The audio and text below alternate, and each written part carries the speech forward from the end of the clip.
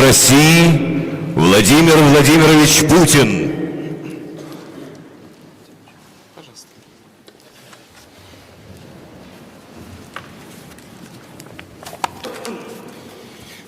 Добрый день, уважаемые коллеги. Государственность, тенденции ее развития. Результатом проведенного в режиме диалога с законодательной, исполнительной и судебной властью, федеральными и региональными органами, структурами местного самоуправления стала президентская программа совершенствования и оптимизации российской власти. Такой подход в полной мере отвечает Конституции Российской Федерации и носит системный характер, конкретен и поддерживается на местах.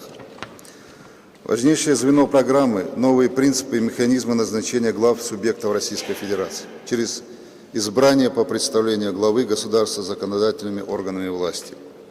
Принят соответствующий федеральный закон, он начал свою юридическую жизнь. Закон, как известно, вызвал в обществе дискуссии, споры. И это серьезный знак. Общество не безразлично к политике, оно овладевает современной культурой, демонстрирует ответственность за качество власти. С нашей точки зрения, заявленный подход очень прагматичен. Он связывает два института непосредственной демократии, повышает уровень совместной солидарной ответственности федерального центра и регионов за эффективность системы органов государственной власти, укрепляет ее единство.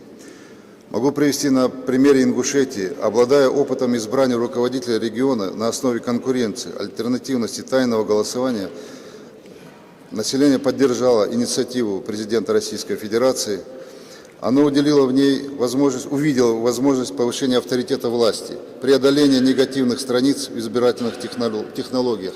А они у нас были. Они очень актуальны, и эти проблемы не только в стране, но и на юге России. Мы их чувствуем как нигде в другом месте. Так, к примеру, в 2 турах последних выборов президента Республики Ингушетия израсходовано более 12 миллионов рублей. Конечно, это не пример, но вместе с тем это тоже для нас очень важно. Наверное, значительная часть их могла быть использована и на другие цели. Результат самое главное. Результат – сильный регион, сильный федеральный центр и мощное и сильное демократическое государство. Мы совсем с вами недавно были свидетелями того, как в отдельных регионах, краях, областях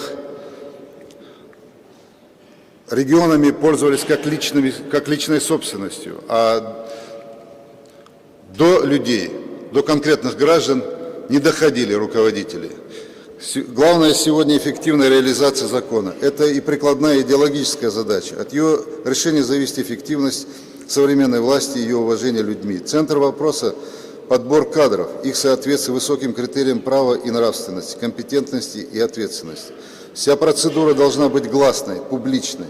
Личности, которые приходят на роль лидера региона, должны иметь иммунитет от сепаратизма, в том числе национального, конфессионального, быть сторонниками и партнерами президента Российской Федерации, проводить линию на реальный федерализм и регионализм. Их союзниками должны становиться как федеральные органы, представительства и работа которых на местах они теперь по законодательству обязаны координировать, так и местные органы власти. Особая роль отводится Общественной палате, которая призвана выполнять связь общества и власти, стать источником социальной информации и социального контроля. Убежден, что подобная структура должна быть создана и в каждом субъекте Российской Федерации. Хочу отметить, и хотелось бы особо отметить и остановиться на совершенствовании региональной политики в России. Мы, живущие в непростой, сложной обстановке на юге России, ощущаем необходимость перестройки межрегионального сотрудничества и партнерства. Это крайне важно как и для решения проблем региональной безопасности, борьбы с терроризмом, так и для достижения согласованных результатов в сфере экономики, культуры.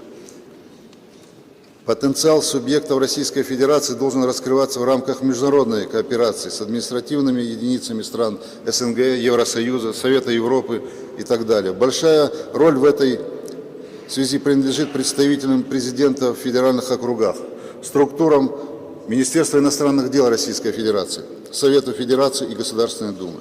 Считаю также целесообразным для учета особенностей Северокавказского региона и более четкой координации между федеральными и региональными органами власти учредить в Южном федеральном округе отделение Министерства регионального развития Российской Федерации. Кроме того, желательно ввести в практику привлечения национальных кадров к работе в центральных федеральных органов государственной власти. И наоборот, системный характер должно получить привлечение своего рода стажировка работников центрального звена исполнительной власти к деятельности местных органов.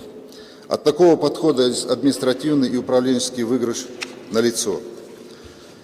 И последнее. Осознав значение оптимизации власти, усиление и укрепление авторитета в обществе, усиление ее единства, интегрированности, важно двигаться вперед. Подобное движение требует встречных шагов, как со стороны федеральных, так и региональных законодателей. Крайне важно перенести решение вопроса эффективного государственного строительства в правовую плоскость. Соответствующие программы совершенствования работы региональных властных структур, думается, должны быть приняты в каждом субъекте Российской Федерации. Определенные аспекты координации, согласования следует решать в рамках партнерства с центральными и другими региональными структурами. Государственный совет Российской Федерации, мы сегодня можем говорить, что он эффективно функционирует. И вот Государственный совет в этой деятельности призван играть и дальше самую активную роль, занимаясь в частности общероссийским мониторингом вместе с другими государственными структурами, с полномочными представителями президента в округах, с Советом Федерации и Государственной Думой.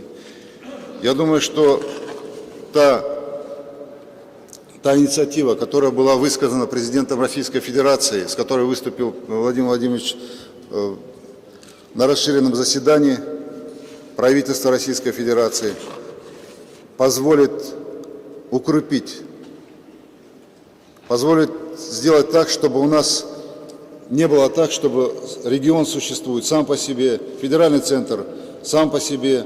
Нам нужна сильная Россия, нам нужен сильный регион, нам нужен сильный федеральный центр, и нам нужно сильное и мощное государство. Так оно и будет. Спасибо за внимание. Спасибо большое.